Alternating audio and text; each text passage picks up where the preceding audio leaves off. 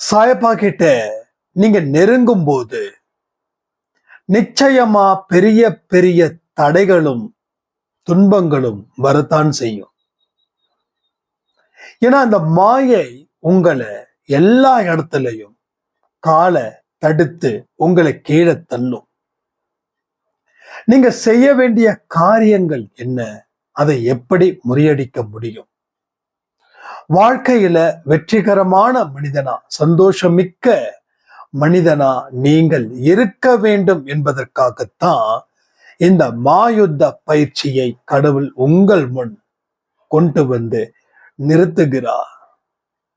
இதுல பலருக்கு பலவிதமான அனுபவங்கள், நிறைய பேர் விட்டுட்டாங்க. சோ நீங்களும் விடக்கூடாது. இது மிகுந்த எச்சரிக்கையுடன் கவனத்துடன் தயாரிக்கப்பட்ட ஒரு பதிவு தான் இந்த பதிவு. இதுல நான் வெறும் ஒரு ஆயுதம்தான், அங்க இருந்து சொல்லக்கூடிய வார்த்தைகளை தான் நான் உங்கள் முன்னாடி சொல்லிக்கிட்டு இருக்கேன். இன்னும் சில நாட்கள் காத்திருங்க, நீங்க எதிர்பார்த்த நல்ல செய்தி உங்களுடன் வந்து சேரும். நிச்சயமா அடுத்த வாரத்துக்குள்ள யாராவது ஒருவர் உங்களிடம் வந்து உதவிகளை நிச்சயமாக கேட்பார். அவர் சாயப்பாவினால் அனுப்பப்பட்டவராக இருப்பார். அவர் உங்கள் நண்பனாக இருக்கலாம், உங்க உறவினர்களாக இருக்கலாம், இல்ல வேற ஏதோ முன்ன பின்ன தெரியாத ஒரு மனிதராக கூட இருக்கலாம். அவரை பார்க்கும் பொழுதே உங்களுக்கு பரவச நிலை ஏற்படும். சோ இந்த மாதிரி பல அற்புதங்கள், அதிசயங்கள் உங்கள் வாழ்க்கையில் நடக்க போகிறது என்பதை மறக்காதீர்கள். என்னைக்குமே சோர்வடையாதீங்க. துன்பம் விரட்டுதுன்னு ஃபீல் பண்ணாதீங்க. துன்பம் விரட்டத்தான் செய்யும். ஏன்னா நீங்க சுத்தமாயிட்டே இருக்கும்போது துன்பம் உங்களை கண்டிப்பா விரட்டும். ஆனா கொஞ்ச நாள் மட்டும்தான் இந்த துன்பம் இருக்கும். துன்பம் விரட்டுதுன்னு நினைச்சு உங்களை புனிதப்படுத்திக்கிறதுல குறை வச்சிட்டீங்கன்னா ஆயுள் முழுக்க அந்த துன்பத்தினால் நீங்கள் கஷ்டப்படக்கூடிய நிலை ஏற்படும். ஒரு சின்ன பிரார்த்தனை பண்ணிடலாமா? என் அன்பு சாயப்பாவே நன்றி. துன்பங்களுக்கு விடுதலை தர வேண்டும். எங்கள் வாழ்க்கையில் மகிழ்ச்சியை நீ ஏற்படுத்த வேண்டும். ஏதோ ஒருவர் மூலமாக எங்களை நேர் ஆசீர்வதிக்க போவதற்காக நன்றிகளை தெரிவித்துக் கொண்டு இந்த முழு பதிவையும் நான் பார்த்து என்னுடைய கர்மாக்களை குறைத்து வெற்றி என்ற தீபத்தை முன்னால் நான் ஏற்றுவேன். எங்கள் வாழ்க்கையில் நடக்கக்கூடாத சம்பவங்கள் நிறைய நடந்து விட்டது. மனசு வேதனையும் குழப்பமும் எங்களுக்கு இருக்கிறது என்பதை நீர் அறிவீர். இனி ஒவ்வொரு நாளும் சிறப்பான நாளாக மாற்றி தாருங்கள். என் மீது தவறுகள் இருந்தாலும் என்னை மன்னித்து என்னை புனிதப்படுத்துங்கள். நான் தொடர்ந்து புனிதமானவளாக இந்த உலகில் வாழ்ந்து உனது பெயர் சொல்லும் பிள்ளையாக நான் இருக்க வேண்டும். என்னையும் என் குடும்பத்தையும் நேசியுங்கள். என்னையும் என் குடும்பத்தையும் ஆசீர்வாதம் பண்ணுங்கள். நடப்பவை அத்தனையும் நல்லவைகளாக மாற்றக்கூடிய சக்தி உங்களுக்கு இருக்கிறது என்பதை நான் அறிவேன். நன்றி சாயப்பா. இந்த முழு பதிவையும் கேட்க வைப்பதற்காக நன்றி, நன்றி, நன்றி. நிச்சயமாக ஒருவர் வருவார். அடுத்த 7 நாட்களுக்குள் இது நடக்கும். நடக்கிறவர்கள் மிகவும் பாக்கியசாலிகள். ஒரு வாரமும் ஒவ்வொரு டேர்னிங் பாயிண்ட். ஏன்னா பயிற்சி ஆரம்பிச்சது Thursday. ஒவ்வொரு Thursday முடிவும் இன்னொரு Thursday அடுத்தது ஆரம்பிக்கிறதுக்குள்ள ஒரு அற்புதத்தை அவர் நிச்சயமாக ஏற்பாடு செய்வார். சோ விழிப்புணர்வுடன் இருந்து வாழ்க்கையை வாழுங்கள். கடவுளுடைய அருளால் உங்களுக்கு நல்லதே நடக்கும். ஆரம்பிக்கலாமா? சாய்ராம். என் உயிரின் உயிரானவர்களே, பல திருப்பத்தை நம்ம பார்த்திருக்கோம். இனி வரக்கூடிய ஒரு திருப்பமும் உங்கள் வாழ்க்கையில பொக்கிஷங்களை கொடுக்கக்கூடிய திருப்பமாக இருக்க போகிறது. நம்புறவங்க நன்றி சாயப்பான்னு சொல்லுங்க. நம்பாதவங்க எதையுமே கமெண்ட் பண்ணாம கடந்து போங்கள். 2 பேரு தான். அவர் பேசின மாதிரி இல்ல இங்க. நம்புறவங்க நம்பாதவங்க. நம்ம நம்புறோம், ஆனா நம்பல. நம்புறோம், கடவுள் கண்டிப்பா ஒரு வழிய காட்டுவாரு, ஒரு கதவை திறப்பாரு, அதுல நம்ம நம்புறோம். ஆனா முழு மனசா நம்பல. ஏன் முழு மனசா நம்பல? நம்ம வாழ்க்கையில கடந்து வந்த பாதை, கடந்து கொண்டு இருக்கும் பாதை சரியில்லை. அதனால இப்ப கடவுள்கிட்ட ஒரு டீல் பேசுறோம். என்ன டீல் தெரியுமா? நீ இருக்கிற அப்படின்றத உறுதிப்படுத்து, நான் நம்புறேன் அப்படின்னு. பட் அவரும் உறுதிப்படுத்துகிறார். உறுதிப்படுத்தாமலா இங்க எதுவுமே இல்லை. ஆனா உறுதிப்படுத்தப்பட்ட பின்பும் நாம பாதைய மாத்தல, பயணத்தை தொடங்கல. எந்த பயணத்தை தொடங்குறோம், தொடர்ந்து கொண்டு இருக்கிறோம் அப்படின்னா, எந்த தவறுகளை நாம செய்தோமோ, தவறுகள் செய்யும் போது எந்த பாதையில பயணம் செய்தோமோ, அதே பாதையில அதே பயணத்தை இப்ப வரைக்கும் தொடர்ந்து செய்து கொண்டே இருக்கிறோம். உங்க பயணத்தை மாற்றுவதன் மூலமாக வாழ்க்கையில் நீங்கள் சாதிக்க முடியும். பயணத்தை மாற்றுங்கள், பாதையை மாற்றுங்கள். யோசிக்காதீங்க. நீங்க கடந்து போகும் பாதை இன்னும் நிறைய இருக்குது. அதுக்குள்ள நீங்க டயர்ட் ஆகிட்டீங்கன்னா எப்படி? அப்போ பாதையையும் பயணத்தையும் மாற்றாமல் எந்த மாற்றமும் இங்க ஏற்பட போவது இல்லை. அப்போ நம்ம வாழ்க்கையில நாம செய்யக்கூடிய விதிமுறைகளை நாம மீறுறோமா இல்லை கடைபிடிக்கிறோமா? நிச்சயமா சொல்ற, கடைபிடிக்கிறவங்க சிலர், விதிமுறைகளை மீறுபவர்கள் பலர். 1 நாள் 2 நாள் 3 நாள் நாம இருக்கிறோம், நம்பிக்கையோட வணங்குறோம். அடுத்த 5ஆம் நாள் 6ஆம் நாள் 7ஆம் நாள் வணங்குறத நிறுத்துறோம். ஏன்? சோ இதுதான் விதிமுறைய நாம மீறுகிறோம் என்று அர்த்தம். வாழ்க்கையில எல்லாமே ஈஸியா கிடைக்கணும், சாயப்பாவை வணங்குனா எல்லாமே கிடைச்சிடும் அப்படின்னு சொன்னவங்க ஏமாந்து போயிருக்காங்க. 10 வருஷமா சாயப்பாவை வணங்குறேன், பட் எந்த ரிசல்ட்டும் இல்லை. நான் ஒண்ணு சொல்லட்டுமா? 10 நாள் வணங்கினா போதும், ரிசல்ட் வரும். இதை நம்புறீங்களா? சரி, அப்ப ஏன் 10 வருஷமா சாயப்பாவை வணங்கினவங்களுக்கு எந்த நன்மைகளும் ஏற்படவில்லை என்றால், முழு நம்பிக்கையின்படி அவர்கள் அவரை வணங்கவில்லை. முழு நம்பிக்கை. பைபிள்ல ஒரு வேர்டு நான் சொல்லியிருக்கேன், நீங்க கேட்டிருப்பீங்க. கடுகு அளவு, கடுகோட சைஸ் மலை இல்லை, மலையோட சைஸ் கடுகு இல்லை. கடுகு எப்படி இருக்கும் பார்த்திருக்கீங்கல்ல? அந்த ஒரு கடுகு, அந்த உருவம், அந்த அளவுக்கு நம்பிக்கை இருந்தாலே ஒரு மலையையே நகர்ந்து போ அப்படின்னு சொன்னா அந்த மலை நகருமாம். ஆனா நமக்கு அந்த அளவுல கூட நம்பிக்கை இல்லை.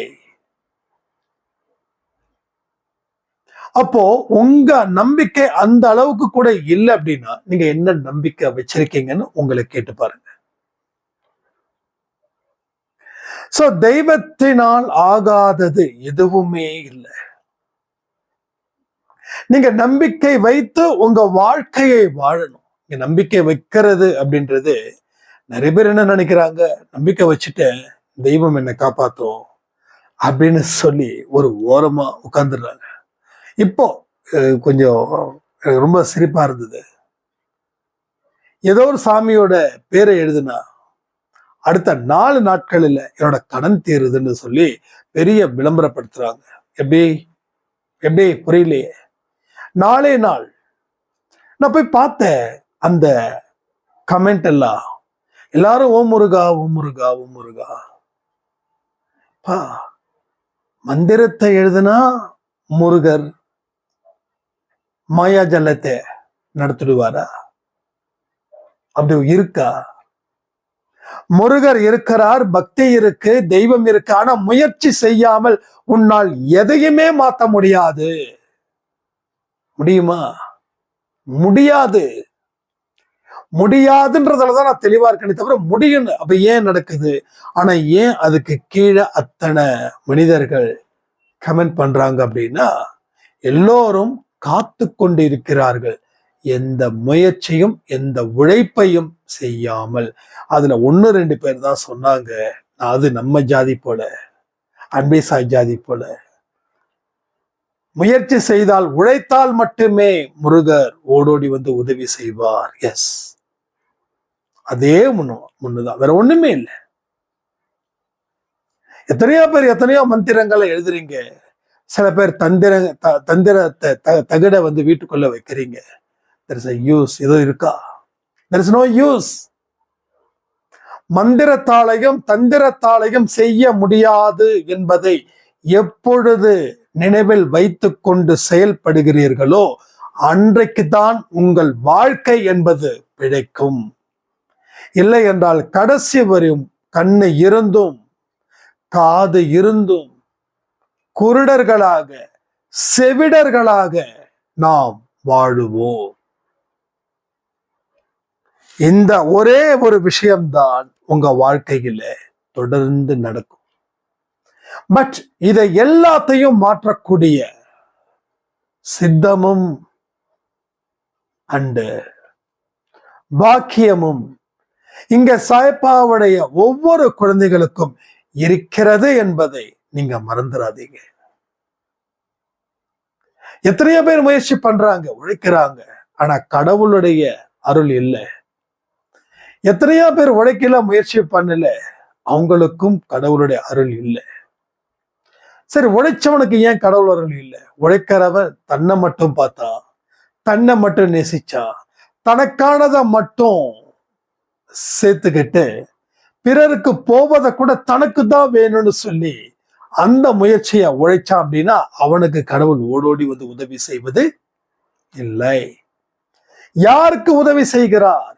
எந்த ஒரு மனுஷன் தன்னையும் பாதுகாத்து கொண்டு பிறரையும் பாதுகாப்பது தனது கடமையாக நினைக்கிறானோ அவனுக்கே கடவுள் ஓடோடி வந்து உதவிகள் செய்கிறார்.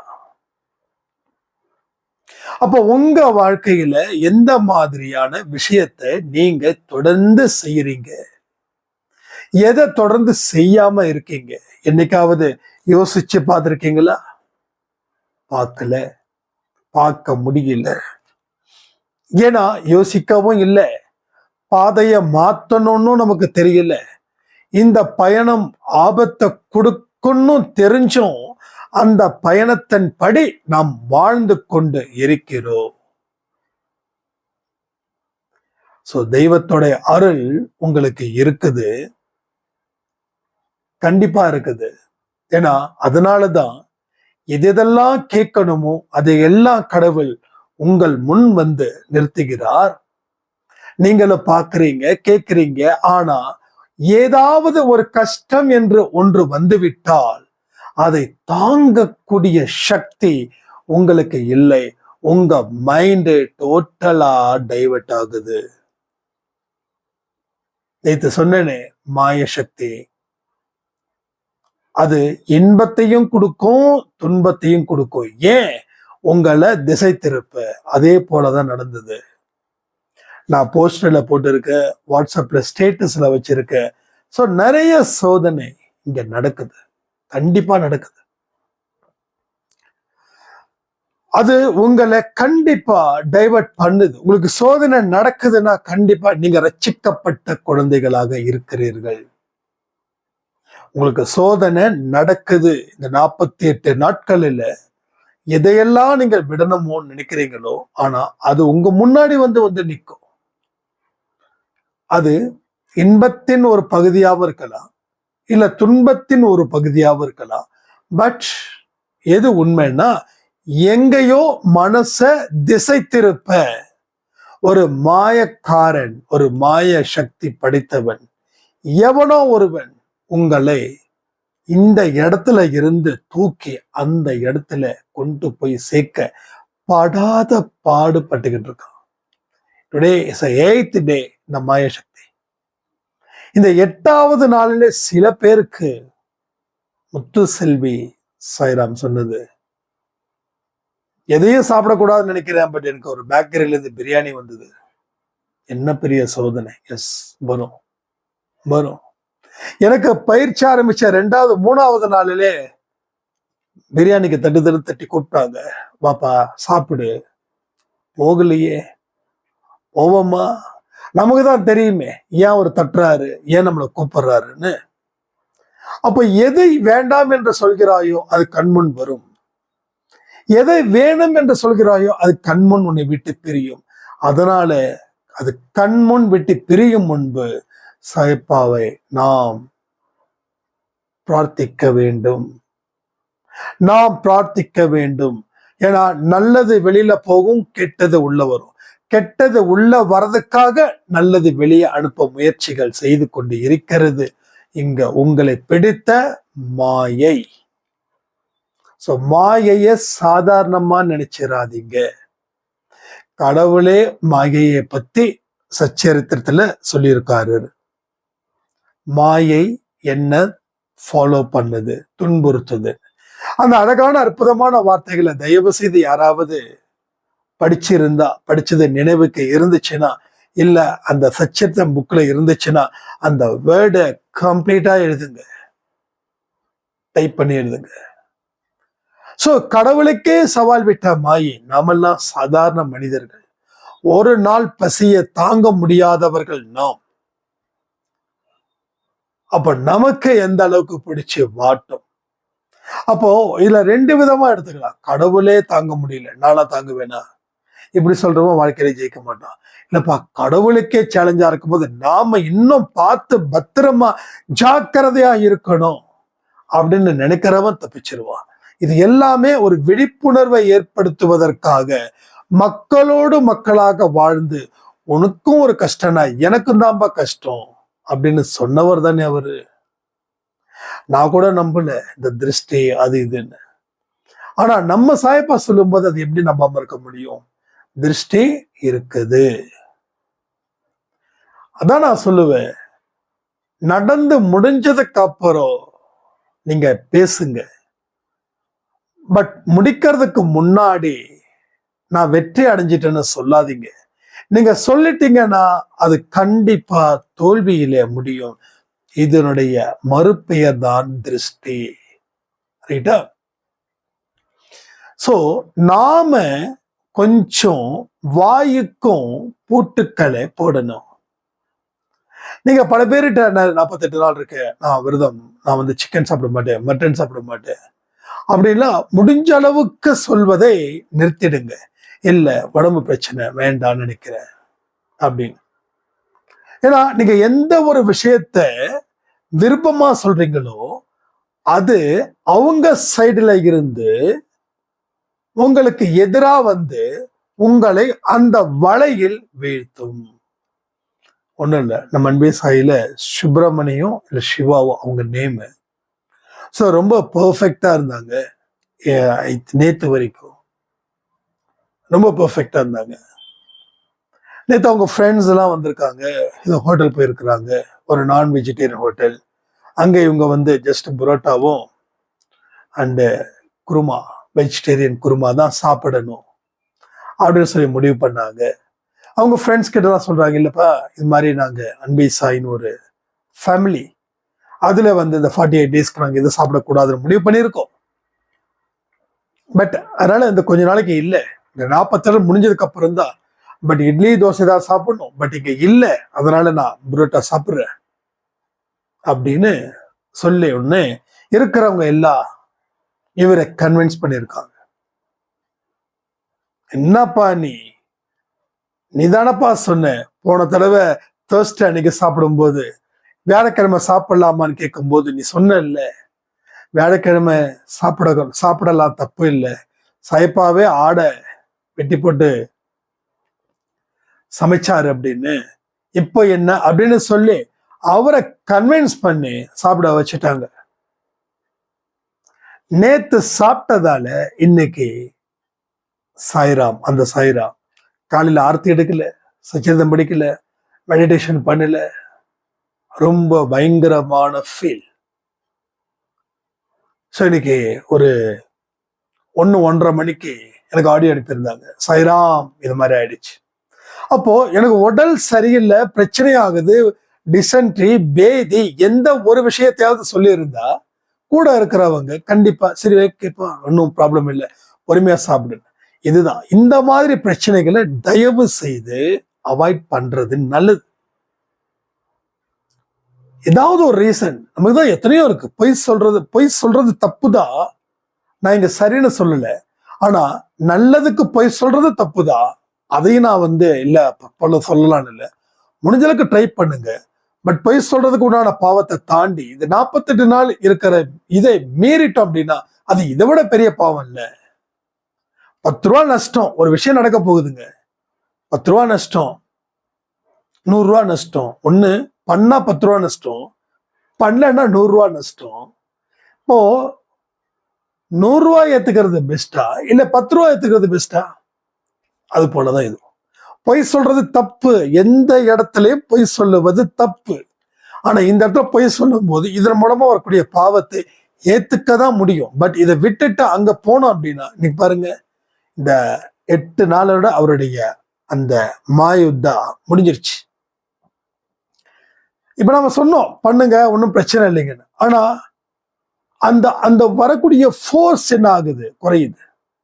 என்னதான் மனுஷனுடைய இது இருந்தாலும், கடவுள் ஓகேப்பா ஒன்றும் பிரச்சனை இல்லை இருந்தாலும் நம்ம அதை விட்டு இருந்திருக்கணும், சாப்பிடாம இருந்திருக்கணும், சாப்பிட்டோமே அடுத்த காலையில சச்சதம் எடுத்திருக்கணும், எடுக்காம விட்டுட்டோமே, இந்த மனநிலையில தான் அவங்களுடைய விஷயங்கள் இருக்கும். பட் 48 நாள் பயிற்சியை கண்டிப்பா எல்லாரும் கலந்துக்கணும் தான், அதுல எந்த மாற்றமும் இல்லை. ஆனா ஒரு நாள் கூட மிஸ் பண்ண கூடாது, அதுதான் நமக்கு தேவை. ஸோ நிறைய பேர் ஃபாரின்ல இருக்கிறவங்க எல்லாம் அந்த டைம்ல நான் லைவுக்கு வரல, அடுத்த ஒரு வாரம் நான் மெசேஜ் பார்க்கல, ஃபோன் பார்க்கல, யூடியூப் பார்க்கல, பட் நான் இருந்துக்கலாமா அப்படின்னு இன்னையிலேருந்து ஆரம்பிச்ச ஒரு 30-40 பேர் இருக்காங்க. நான் சொல்லிட்டேன், சரி ஆரம்பிச்சிடுங்க, ஒன்றும் ப்ராப்ளம் இல்லை, பட் கண்டினியூ பண்ணுங்க. இனிமே தயவு செய்து கொஞ்சம் ரூல்ஸை ஃபாலோ பண்ணுங்க. ஒண்ணுமே பண்ணாததுக்கு ஜஸ்ட் பண்ண ஆரம்பிச்சிருங்க. ஒரு வாரம் தானே, போனா போயிட்டு போகுது, நோ ப்ராப்ளம், பார்த்துக்கலாம். ஆனா நீங்க அந்த ஒரு வாரம் மற்றவங்க முடிக்கிறதுக்கு ஒரு வாரத்துக்கு முன்னாடி உங்களால முடிக்க முடியாது, இன்னும் ஒரு வாரம் எக்ஸ்டெண்ட் பண்ணணும், அதனால டே பார்த்து பண்ணுங்க. ஸோ எல்லா விஷயமும் நம்ம ஃபிளெக்சிபிளா தான் போகிறோம். அன்பே சாயில இன்னும் ஃபிளெக்சிபிளா எப்படி போக முடியும்? ரிசல்ட் கிடைக்காதே, ரிசல்ட் இங்க நிச்சயமா இருக்காது. அதனால நிறைய விஷயங்கள் உங்க வாழ்க்கையில நீங்க போராடி தான் பெற முடியும்.